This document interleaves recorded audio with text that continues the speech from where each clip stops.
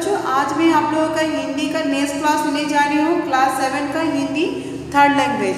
आप लोग का चैप्टर नेम है गुलमोहर की वर्षगांठ, चैप्टर 14। तो गुलमोहर जैसे कि आपको ये पता चलता है नाम से ही कि ये एक वृक्ष का नाम है।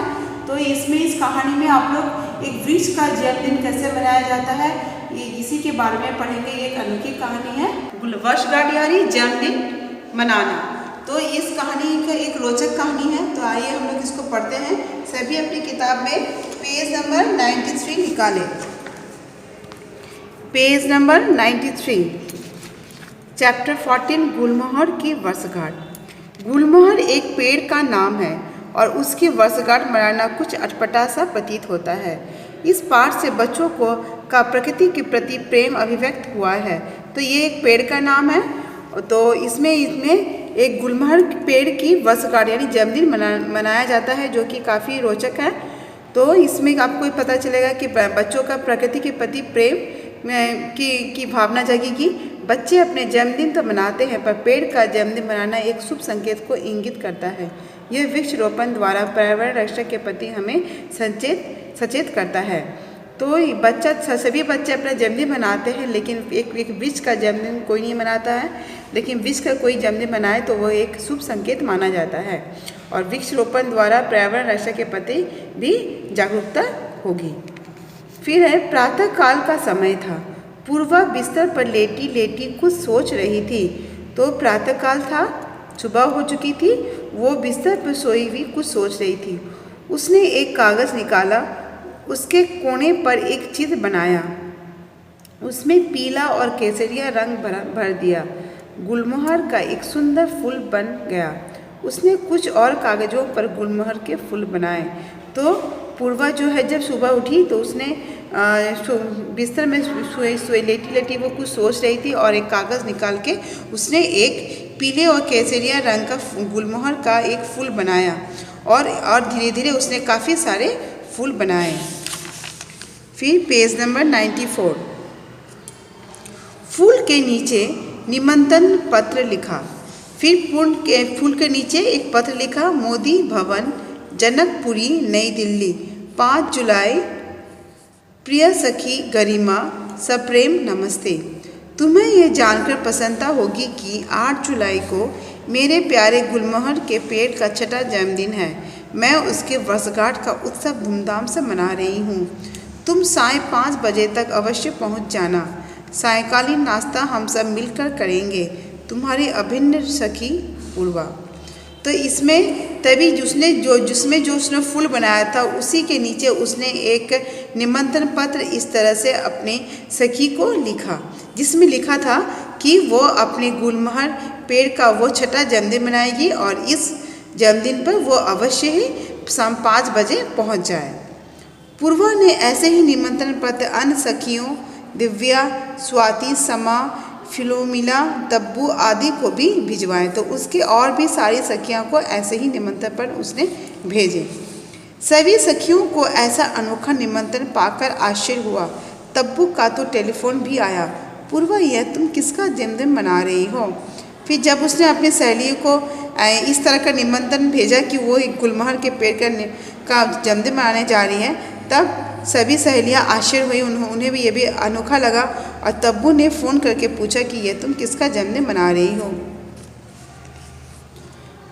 फिर है पेज नंबर 95, अपने गुलमोहर पेड़ का पूर्वा ने उत्तर दिया, अरे क्या कोई पेड़ का जन्मदिन भी मनाता है?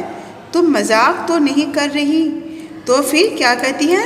तो जब उसने तब्बू ने उसे फ़ोन किया तो उसने कहा कि तुम किसका जन्मदिन मना रही हो?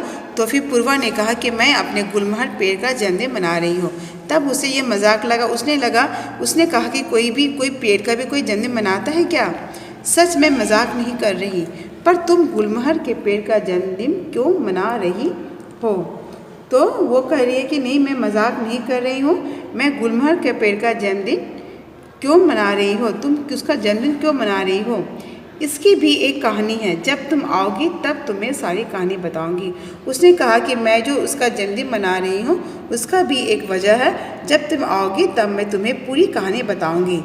अच्छा, मैं ज़रूर आऊँगी। और तभी तुम्हारी कहानी सुनूंगी। फिर कहा कि ठीक है, मैं आऊँगी और तुम्हारी पूरी कहानी सुनूंगी।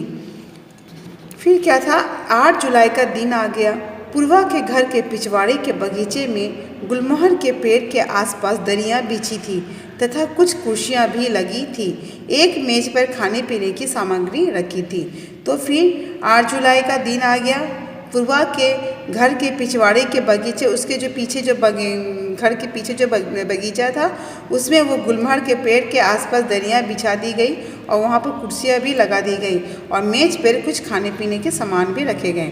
सभी सखियों ने पूर्वा के घर घेर लिया। वे पूछने लगी, पूर्वा, तुम्हारा वह गुलमोहर का पेड़ कहाँ है?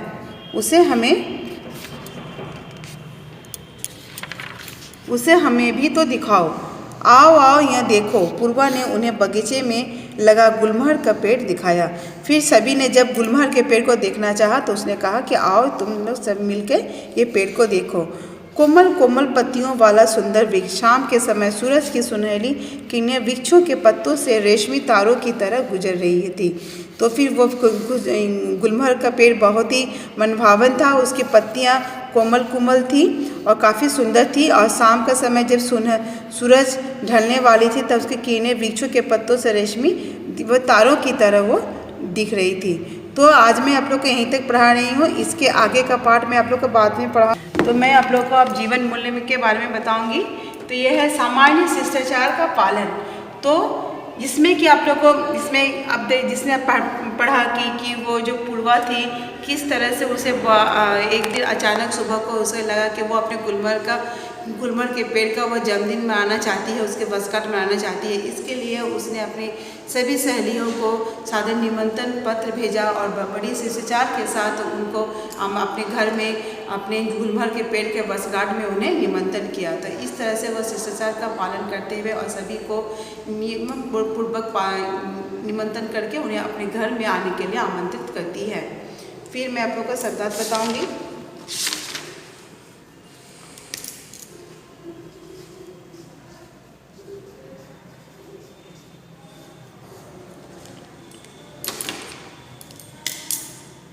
प्रातः काल, सुबह,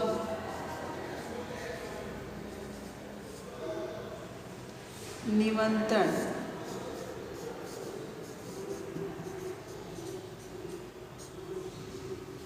न्योता,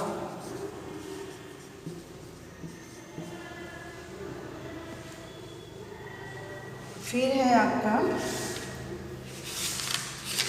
कागज,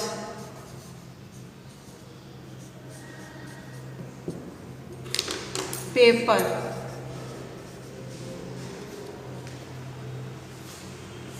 सुंदर,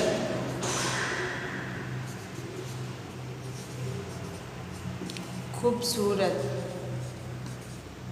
तो ये जो कुछ आपके जो है ये शब्दार्थ इसको आप याद कीजिएगा। तो आशा करती हूँ आप लोग को यहाँ तक ये कहानी समझ में आ गया है। तो आज का क्लास मैं यहीं समाप्त करती हूँ। धन्यवाद।